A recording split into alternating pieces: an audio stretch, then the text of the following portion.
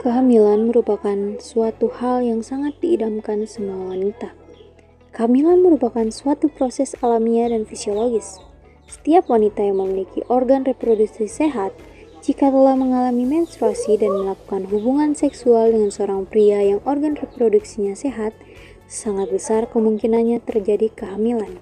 Namun, banyak sekali permasalahan saat kehamilan, salah satunya abortus.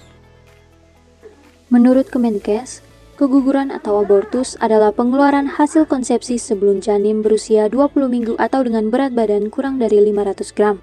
Abortus dibagi menjadi dua, yaitu spontan atau alamiah dan juga provokatus atau disengaja. Apa sih penyebab abortus? Penyebab abortus masih belum diketahui, tetapi ada beberapa faktor yang meningkatkan risiko abortus.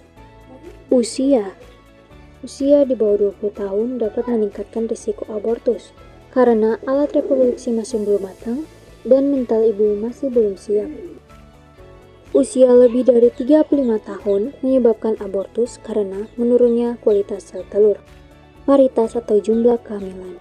Ibu yang sering hamil dan melahirkan bisa menyebabkan rahim tidak sehat, sehingga menimbulkan kerusakan pada pembuluh darah di bagian dinding rahim, yang dapat mempengaruhi sirkulasi nutrisi ke janin. Pendidikan. Semakin tinggi pendidikan seseorang, semakin mudah pula mereka menerima informasi, sehingga mereka dapat menerima informasi tentang kehamilan dan kejadian abortus yang terjadi. Status gizi. Status gizi baik tidak akan mengalami kejadian abortus, dikarenakan gizi yang diperoleh janin melalui ibu telah menunjang untuk kesejahteraan janin. Penyakit ibu. Penyakit ibu mempengaruhi secara langsung pertumbuhan janin dalam kandungan melalui plasenta. Misalnya anemia, malaria, sifilis, hipertensi, diabetes, dan lainnya. Riwayat abortus. Riwayat abortus menjadi faktor risiko karena tindakan kuretase.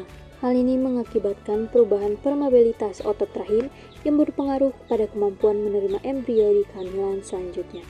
Bagaimana sih mengenali tanda dan gejala terjadinya abortus?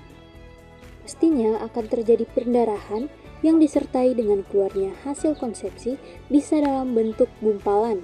Ibu akan terlihat pucat, lemah, dan ibu akan merasa mulas serta kram perut akibat rahim berkontraksi. Setelah mengalami keguguran, apa sih yang akan terjadi pada ibu? Secara psikologis, perasaan negatif yang umum muncul setelah aborsi antaranya merasa bersalah, marah, perasaan malu, menyesal, kehilangan harga diri atau kepercayaan diri, dan mengalami gangguan tidur dan mimpi buruk. Dan apabila tidak diatasi dengan baik, maka dapat berujung dengan depresi. Adapun dampak secara fisik, yaitu nyeri atau kram perut, pendarahan ringan bahkan hebat, infeksi yang ditandai dengan munculnya keputihan yang berbau, dan demam, dan apabila kuretase tidak dilakukan dengan benar, akan menyebabkan kerusakan pada rahim dan vagina. Nah, setelah mengetahui bahayanya abortus, pentingnya kita mencegah agar tidak terjadi abortus. Pada masa sebelum kehamilan, pentingnya pendidikan kesehatan reproduksi dan seksual yang komprehensif, agar pasangan usia subur dapat merencanakan kehamilan, mencegah terjadinya kehamilan yang tidak diinginkan, merencanakan kehamilan dengan baik, memahami proses kehamilan, menjaga kehamilan, mendeteksi secara dini terjadinya keguguran, dan mengakses layanan yang berkualitas. Kemudian layanan kontrasepsi dan keluarga berencana agar pasangan usia subur dapat merencanakan kapan ia ingin hamil ataupun tidak. Pada masa kehamilan, diperlukan asuhan antenatal yang berkualitas mencegah terjadinya komplikasi pada kehamilan yang berujung pada keguguran, makan makanan yang bergizi, menghindari rokok dan alkohol, konsumsi tablet tambah darah, edukasi terkait tanda bahaya pada kehamilan, khususnya perdarahan pada kehamilan muda yang muncul apabila terjadi keguguran, dan edukasi terkait bahaya induksi keguguran yang tidak aman. Setelah kita mengetahui bahaya aborsi, maka dari itu, penting bagi ibu hamil untuk menjaga janinnya, dan juga penting untuk suami menjaga serta mensupport istrinya agar selalu bahagia pada masa kehamilan.